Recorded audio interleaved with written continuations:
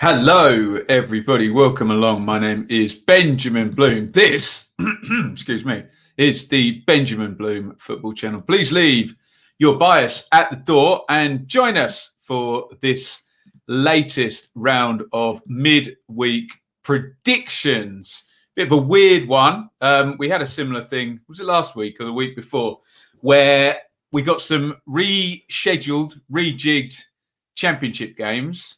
We've got a few FA Cup games. I believe they're catch-up games also. So all in all, we've only got 7 games to predict, and they are working their way across the bottom of the page. Now, what we'll do the championship games first in order from top to bottom, as we always do. And then we'll do the FA Cup ones, but we'll just do them in date order. I know we've gone down sort of the league table in terms of the championship, but we'll just go day by day on those. Just before we start, I was due to be at Rotherham Cardiff tonight. I did get accredited. My apologies. I've decided not to go. There's snow forecast all day. And I just don't want to get caught, frankly, at 9:30, 10 p.m. leaving Yorkshire, 150 miles drive back. So apologies. I was due to be there, but I've decided I will not be there tonight. But with that being said, we will be watching along now as filling the gap up. We'll be doing it's Burnley and Bournemouth Premier League V's Championship team in the FA Cup at 5:30. I hope that all makes some sense. Right, let's do this then. Let me know if you can see me, hear me loudly and clearly. Get your predictions in for each one as we go. Before we go any further, we should say thank you to the Donovan brothers who sponsor this show each and every week. Well, twice a week normally, isn't it? In loving memory of Michael Donovan of South East London, lifelong Millwall fan, an admirer of this show. Thank you to the Donovans for sponsoring. Just avert your gaze down to the bottom. You can support via Super Chat at any point in the broadcast. First chat becomes king of the bin. Nice direct way to support my work here and the channel. Even better, subscribe over on Patreon. We are working towards having a whole lot of shows, and some of them will be exclusive to Patreon and some of them will be free. Well, that's what's going to happen down the road. We're not going to take anything away, essentially, but we want the full gambit to be involving Patreon as well. So get involved now as we are growing. Of course, if you're watching on YouTube, Twitter or Facebook, whatever the thumb means, subscribe, follow, like, just press it. And on YouTube, of course, subscribe, ring the bell for notifications.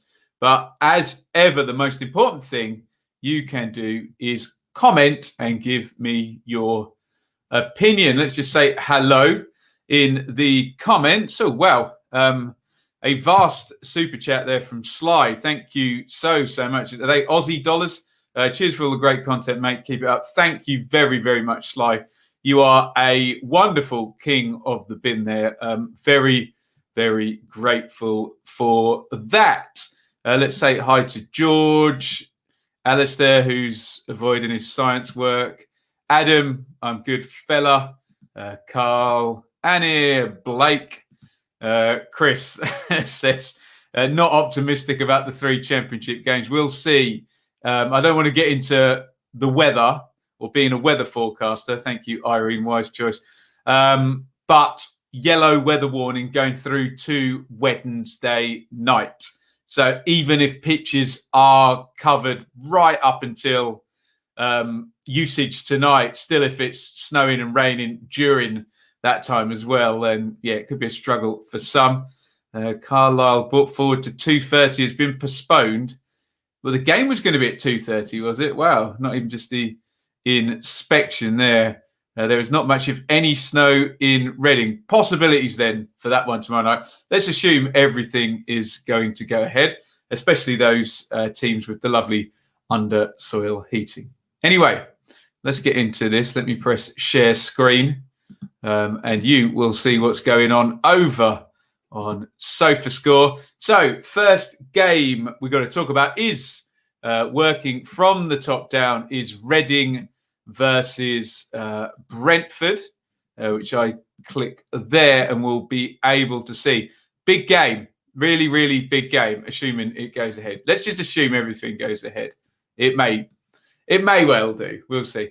So Brentford just continue their massive storm forward towards, well, automatic or even better. This is their game in hand over leaders Norwich, and a draw would put Brentford at the top of the Championship with 18 to play.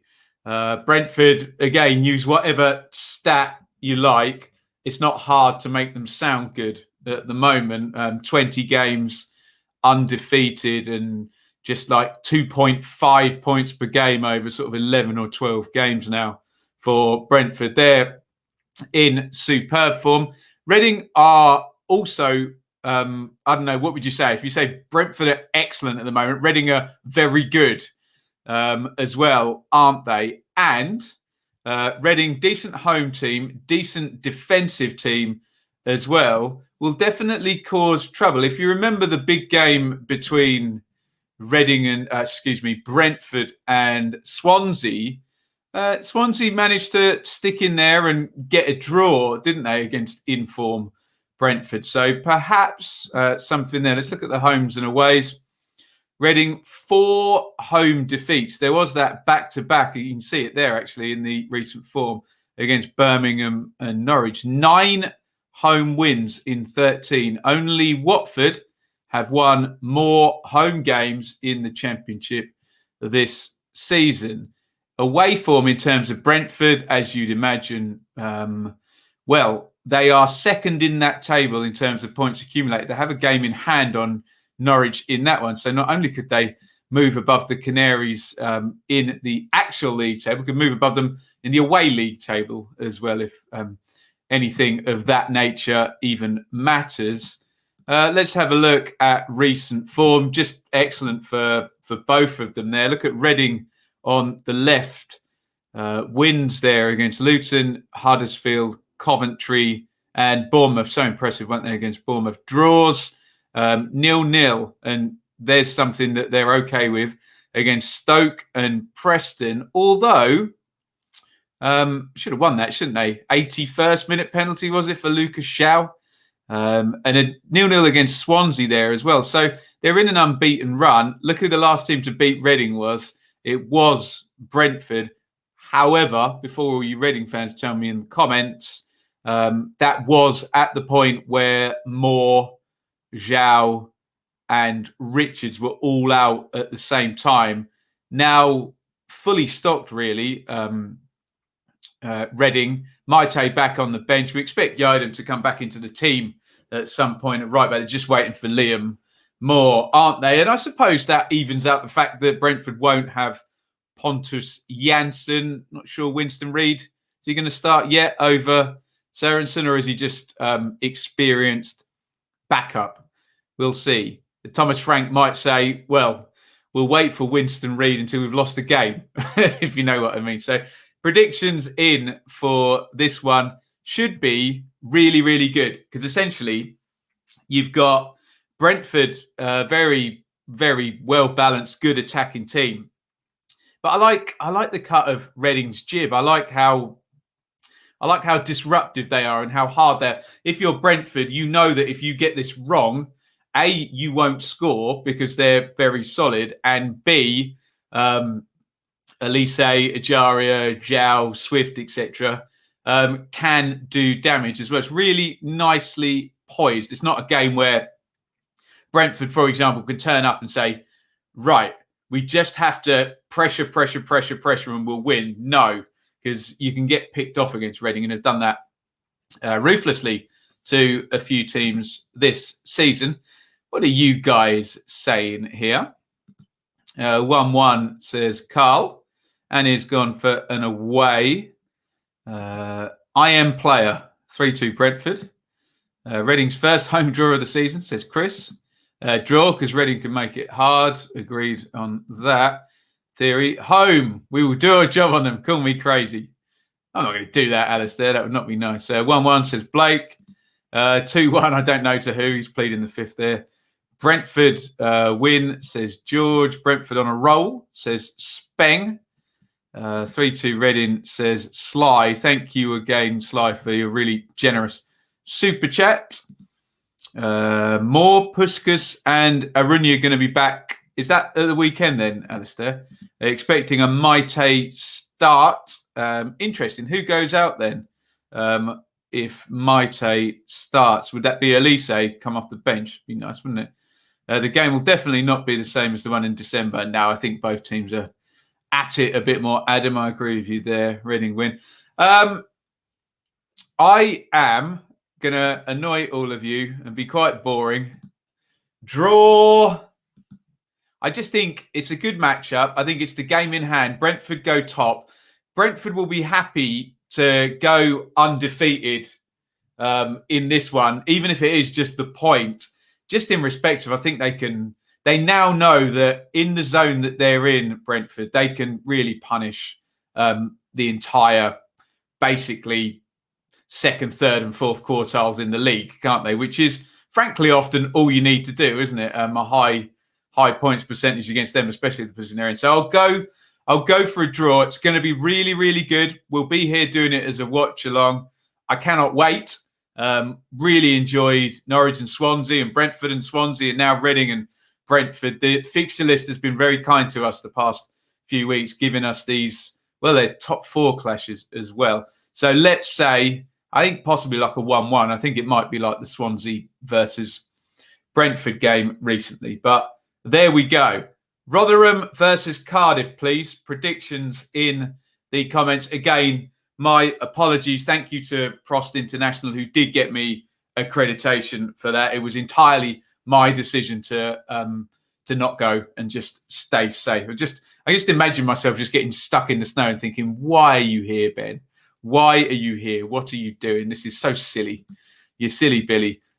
So we'll keep an eye on it later on.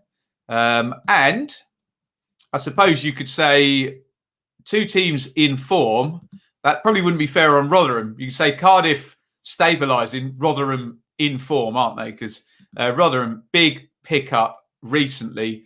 13 points in 6 games for Rotherham, which has pulled them out of the bottom 3 temporarily, possibly. Who knows? They've got games in hand over everybody other than Wycombe in the entire division. I don't think they'll be bothered if Wycombe would, at the moment, need 5 games in hand to go past Rotherham and to win all of them, which is unlikely. So Rotherham's recent form, just absolutely brilliant. Cardiff, we can draw a complete easy line on when Mick arrived, McCarthy returning to the Championship straight away.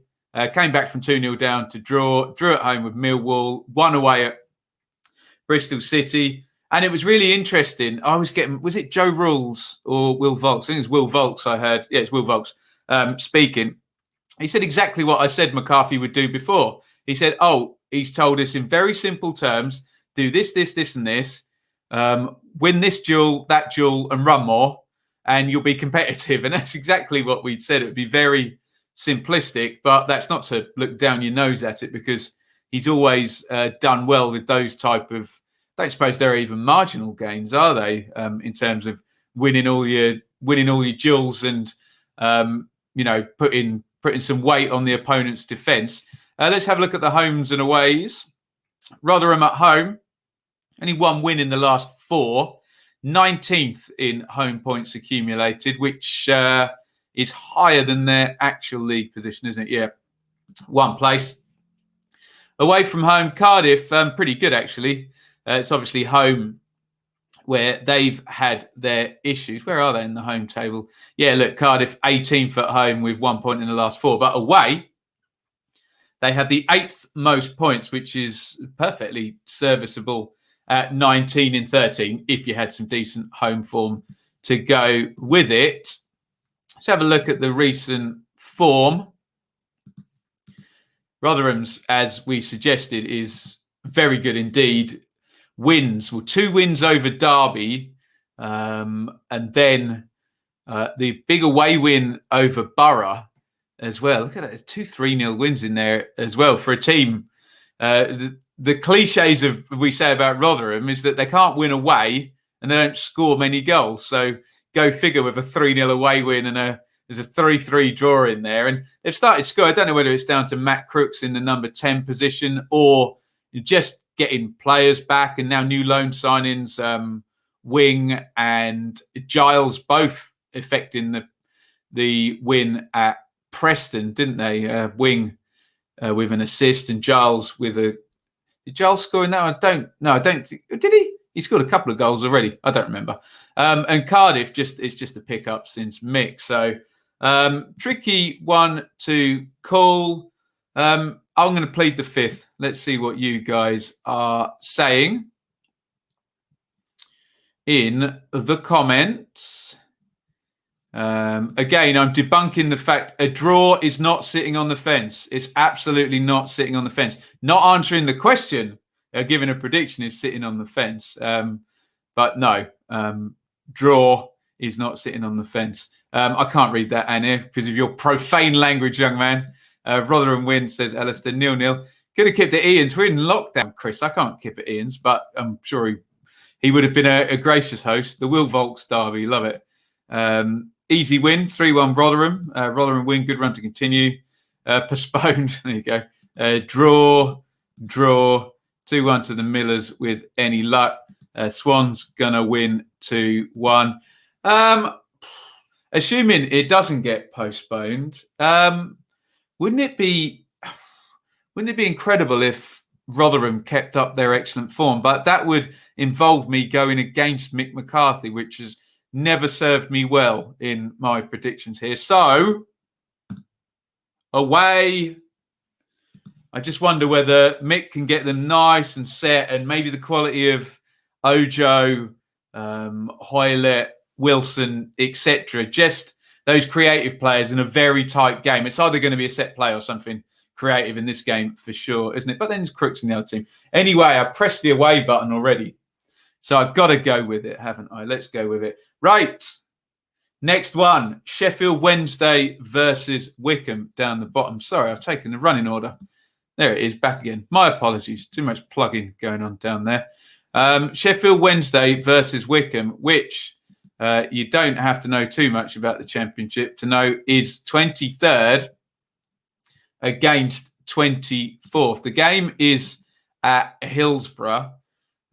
Sheffield Wednesday, despite losing 4-1 at Millwall, are still in really good form across an 8-game sample. I think it's 16 points in 8 games is really, really decent. Remember, they've had 6 chalked off. I think I'm remembering those numbers correctly in terms of their recent form.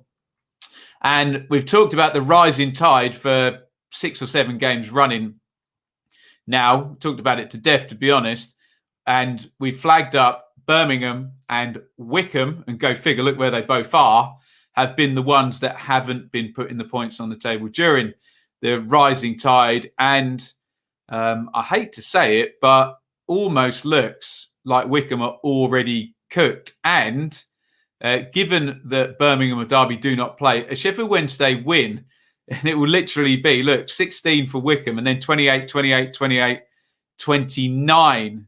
So Wycombe could be 12 points adrift. But I suppose handily for them, vaguely, is not there's much handy about being 12 points adrift, is that that the total for 23rd would be the same as 21st, because you're always looking at 21st for survival, aren't you? Let's do the homes and aways. Wycombe are the second worst home team. Oh, sorry, I should be looking at Sheffield Wednesday. My apologies. Sheffield Wednesday are the 14th best home team in the division in terms of points accumulated. However, they have won 4 matches on the trot. They beat Coventry 1-0, Borough 2-1, Derby 1-0, and Preston 1-0. if they do stay up, this could be the run at home, couldn't it? And they could extend it out to a 5-game winning streak here over Wycombe. Let's look. Where are Wycombe in the away table?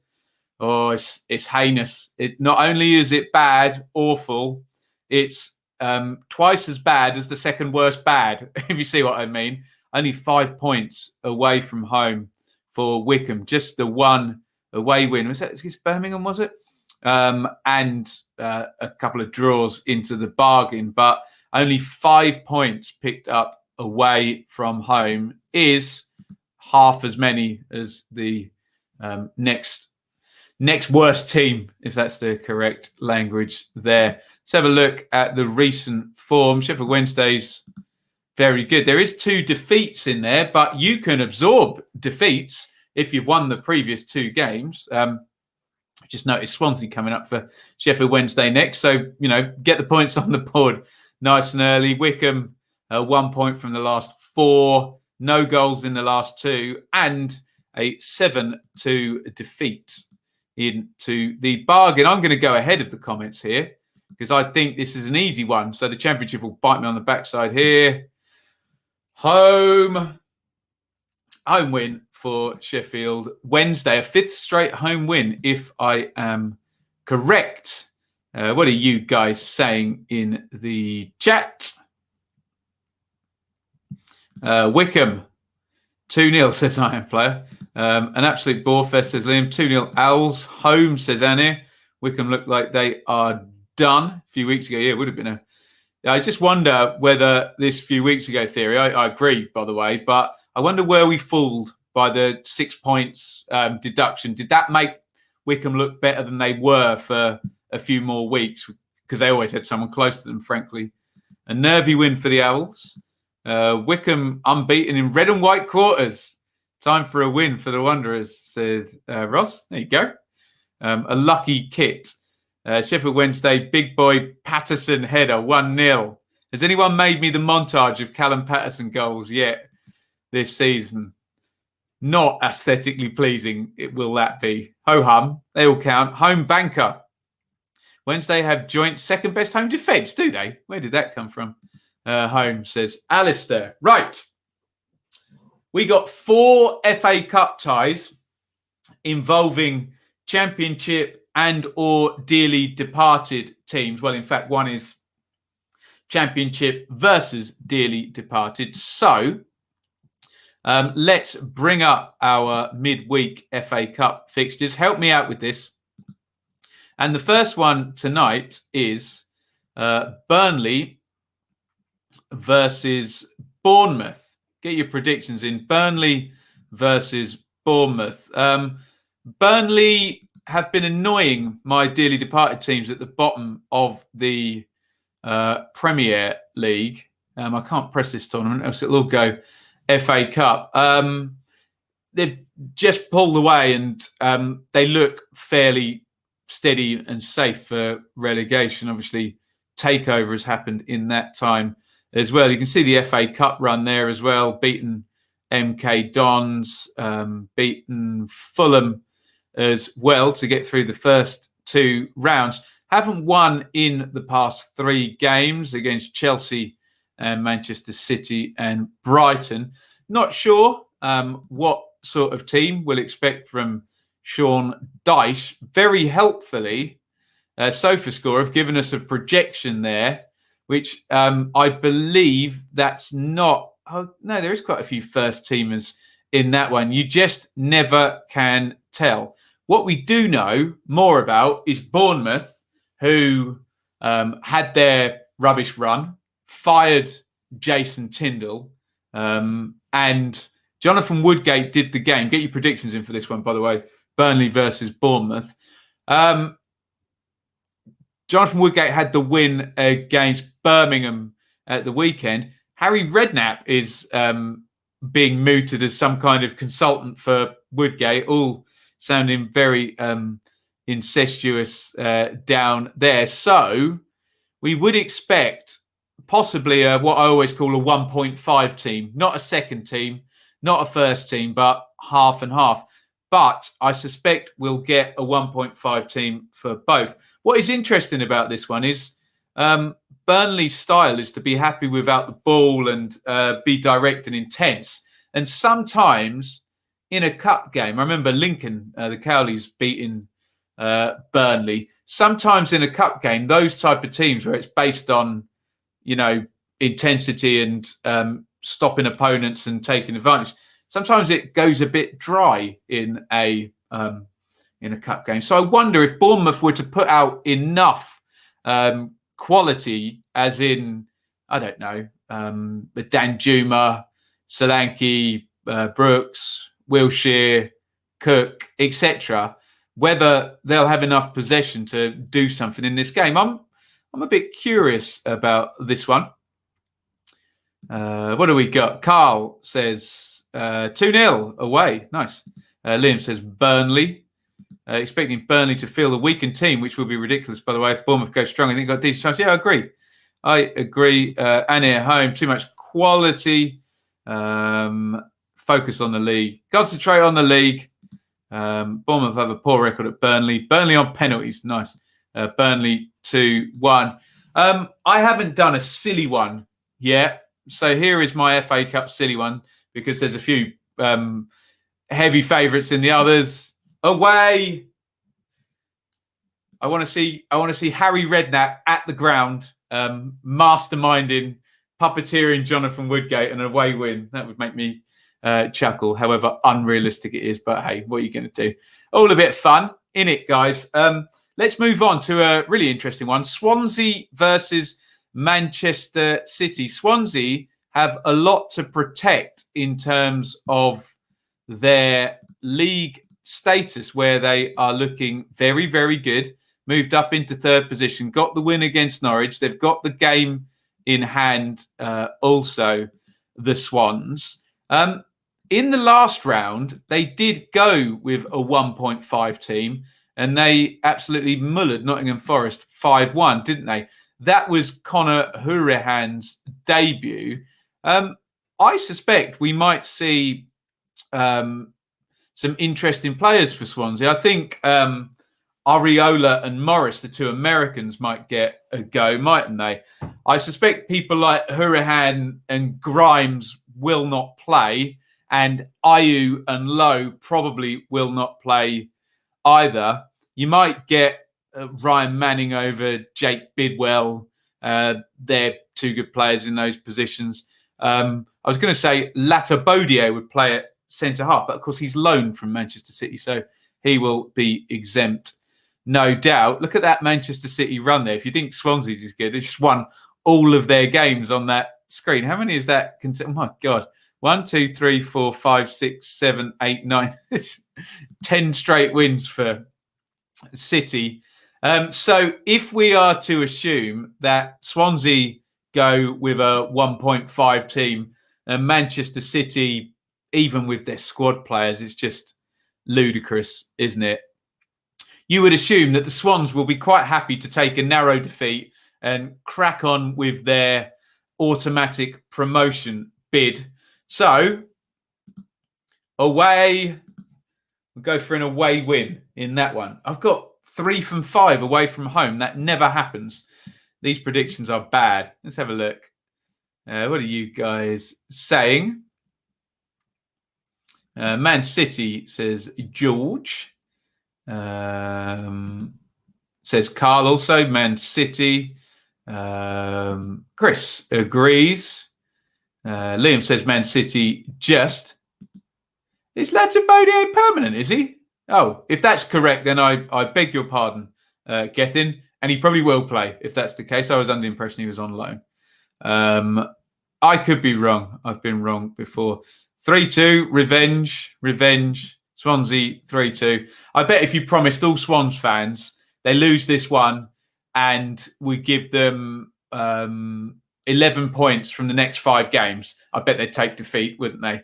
In the league, that is. I've gone away anyway. Let's move on to Sheffield United, who are a dearly departed team, versus Bristol City, who are a championship team. So we do have a foot in both camps here. Sheffield United did us proud last season after being promoted in the 18-19 season, rather spectacularly, if you remember. Now, this is one where Bristol City could put out their first team, and it's one of those, why the hell not, really? They're not in good form. Dean Holden needs... it's a bit of a no-lose for Dean Holden, isn't it? They're playing away to a Premier League team. They're not in good form. If they lose, everyone will just say, oh, it's a Premier League team. Fine, whatever. So if I were Bristol City, I would go strong in this one. Where there's an issue is that Sheffield United have this thing where a squad is a little bit unbalanced, not in respects of positions or whatever, but it seems to be fairly even across the first team and the reserves. It seems to be they've got a lot of sort of players that are fairly interchangeable in terms of ability, which means even a sort of Blades reserve-ish looking team could have Brewster and Mousse, or Brewster and McGoldrick up front. You could have Lowe and Bogle, Osborne, players that are championship level that have gone up there to Sheffield United. So that would be the issue. In terms of form, Sheffield United have actually been buoyed by the FA Cup. So I think I'm going to invent another term here. I said a 1.5 team. I think Wilder will go somewhere in between a first team and a 1.5 team, i.e. he'll only rest a couple of players, of really important sort of players. So let's have a look at the recent results and you'll see what I mean about being buoyed by the FA Cup. Because that Bristol Rovers win was then followed by a Premier League win, and then the Plymouth win was followed by another 2 Premier League wins in the next 3 games. And if you're Chris Wilder, if you win this game, you've essentially won 1, 2, 3, 4, 5, 6. You've won 6 out of 9 if you win the game. And all of a sudden, that horrible we can never win a game form is done. For Bristol City, Chris Martin out for the season. Patterson, is he back? He close? Back? I think he might have been on the bench, was he? I can't remember. Problems at left back, weren't there? Mick McCarthy said they'd targeted Murray Apple, which was very honest, but felt a little bit sorry. Got called out by name afterwards. 3 straight defeats. So I would, given, oh God, there's only 3 days till the next game and it's Watford away. You've got the best. Oh dear. Yeah, I said Dean Holden can't really lose with this one. He can't really win either, can he? Because if he goes strong and wins, then he's got the team with the best championship home record, whatever we say about Watford. That is a statistical fact coming up 3 days later. So he'll be damned if he does and damned if he doesn't. I'm going to go ahead of the comments because I think Sheffield United will win this one home. Although I do remember in the back end of their promotion season, I thought Bristol City had dealt them a fatal blow. Do you remember them winning there at Bramwell Lane? So I guess that would have been the last time they went there. What are you guys saying on this one? Yeah, Iain says the same. Don't call them Bristol. People will get vexed with me. Annie predictably says away from home. Chris says home. AJ says home. Carl says away on Pens. Nice. Patterson back, but didn't start against Cardiff. There you go. Ease him in. Ease him in, hey? Could still be an important game for Holden, but yeah, it feels that way, doesn't it? It won't be me that gets vexed with you, Iain. Or, sorry, probably butchering your name. Sheffield United says, George. Annis says, next 5 fixtures against top half team, and we're 10 points off the relegation zone with a rising tide. Oof. A lot of traffic in the way. And here is the beautifully named Tess Tickle. Did I leave enough of a gap for things not to get picked up on that? There we go. Right, last one. Last one, please. Barnsley versus Chelsea. That is Valerian Ismail's Barnsley against Thomas Tuchel's Chelsea. They played earlier in the season where it was Gerhard Struber's Barnsley against Frank Lampard's Chelsea. A couple of managers biting the dust at these two clubs. Now, were I Thomas Tuchel, who appears to be doing rather well, I would probably target this competition and try quite hard in it, I suspect.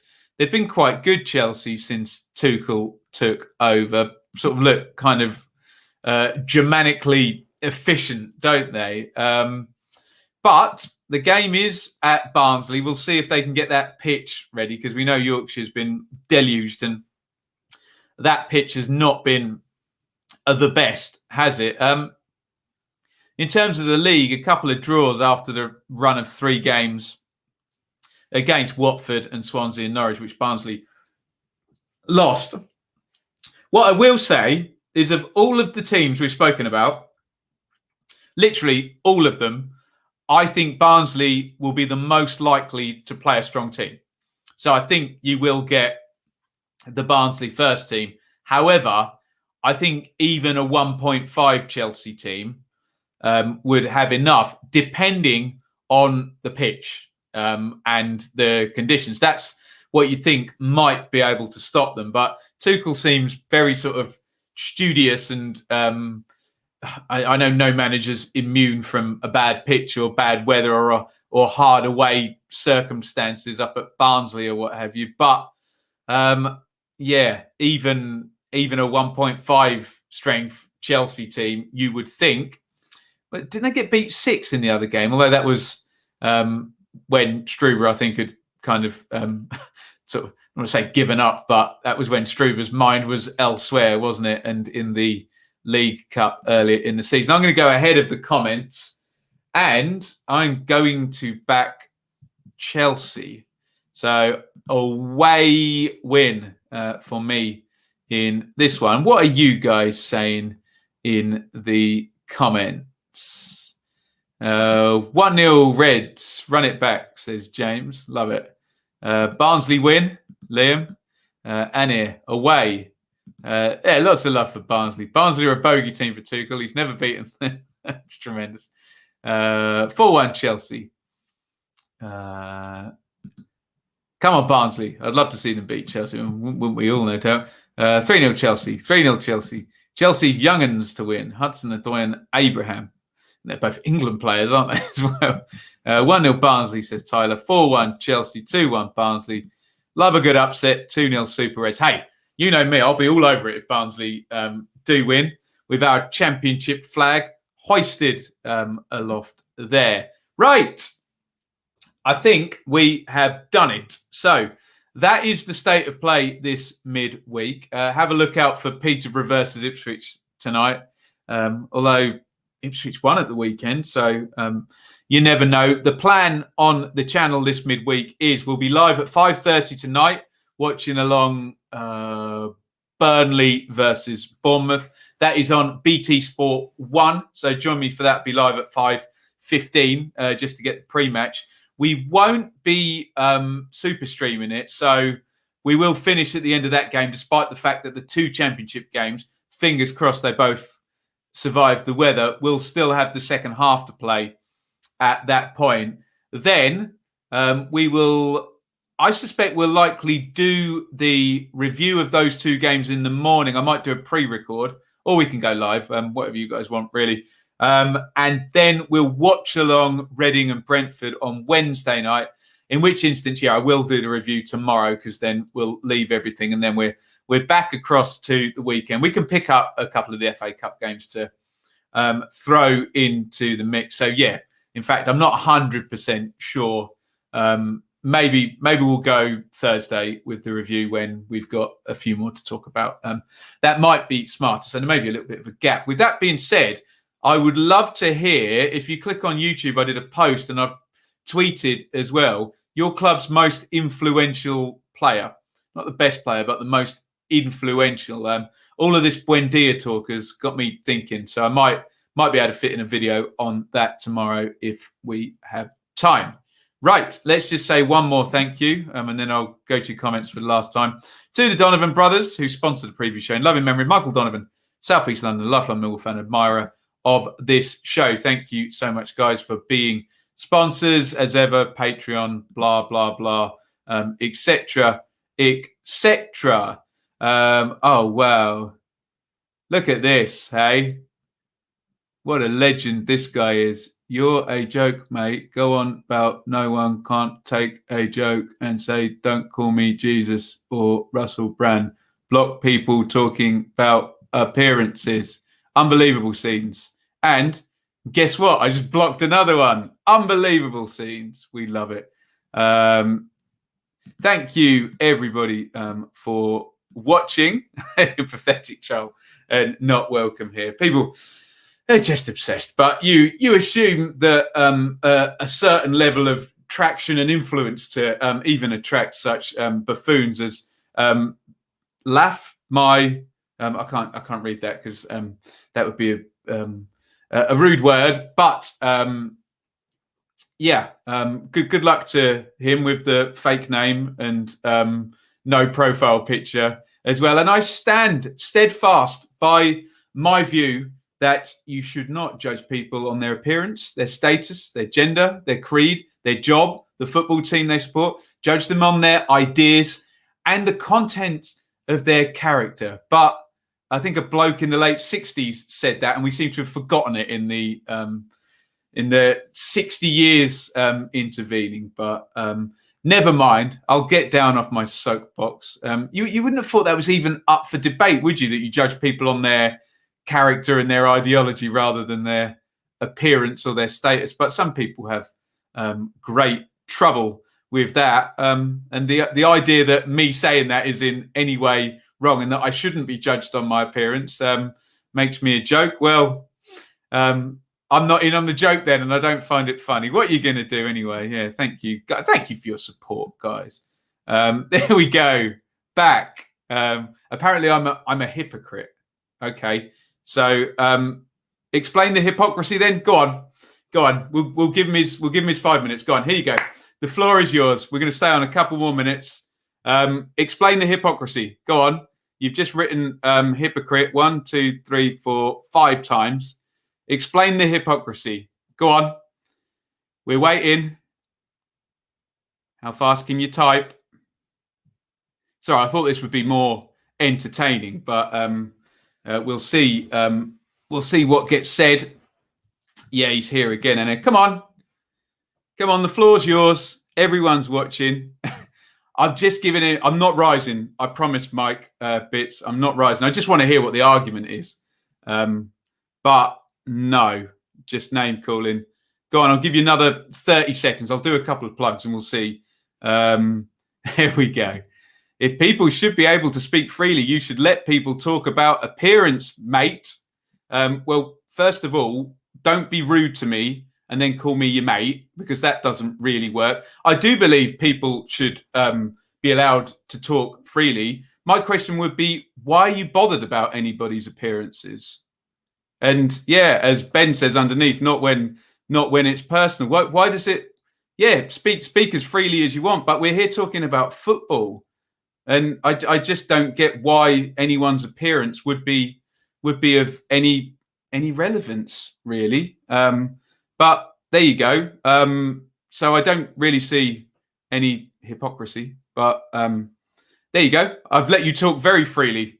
There's the sheer irony of that, but there we go. And I'll put him in the timeout so we can all have a good laugh and I can press this button.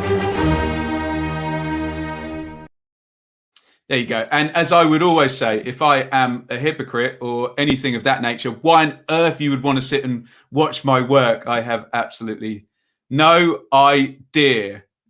There you go. The chat is open. You can speak freely, of course. But if you insult anybody or you are a jerk, this is the thing, is that people talk about free speech like they can use their free speech without consequence. You're entitled to free speech, but free speech has consequences if you misuse it. That's the thing. It doesn't begin and end with free speech or free movement or it's a free country. Or that. Great.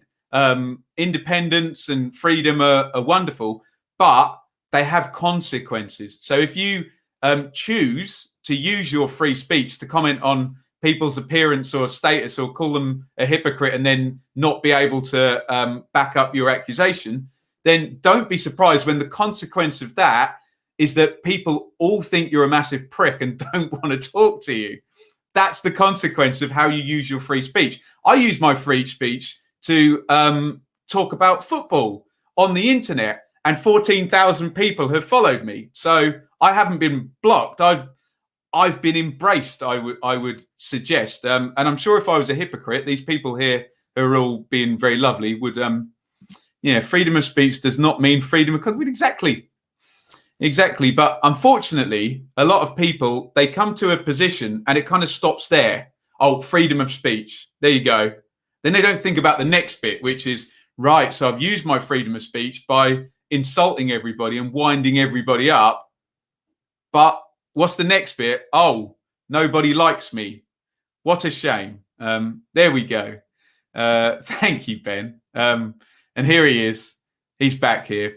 He's in the timeout. Don't worry. What we'll do is we'll wait 4 minutes, 59 seconds, and then we'll stop the stream. Anyway, I should stop the stream. There we go. People like that person do not deserve to be in the internet or on live channels. I know what you're saying, Elliot. They deserve the opportunity, but they don't have the right, if they waste the opportunity, to then moan about the fact that they're not welcome, if you know what I mean. Come one, come all, but let your actions define how you're then judged. Anyway, thank you, Joseph. I hope you're not talking about me. I'm talking about anyway, I just thought we give it a chance every now and then. Normally, we're too busy with other stuff, but it was the end of the stream and it was a shorter one. So I thought, go on, let's see. One day, one of these people will say something really, really pertinent. And I'll go, oh, that's a good point. Now, why didn't you come in a nice, approachable way and not do your whole Russell Brand with the capital letters and then the lowercase letters? One day it'll happen. So I'm very open to listen to people. Let's finish it by predicting that Peterborough will beat Ipswich on the worst pitch in the country with the burst water main tonight. Anyway, thank you for that little aside where we gave the guy a chance and he just called me a hypocrite and then used the old free speech argument. Anyway, thank you everybody for watching. Excuse the last 5 minutes. I just thought I'd indulge the guy. We've got to do it once. It never works out well, does it? But you lot all seem sensible enough to make me think that we are going the right way with our community here. Anyway, thank you everybody for watching, and it's a big, lovely over and out from me. Thank you so much for watching. If you enjoyed this video, please hit the like button to see more videos from this channel. Hit the subscribe button and to be notified every time we upload. Ring the bell for those notifications to come through on your device. If you really want to support the channel and me as a content creator, I will be eternally grateful if you head over to the merch store and grab something, or support over on Patreon, patreon.com/Benjamin Bloom. Thank you for your time. Go and watch another video.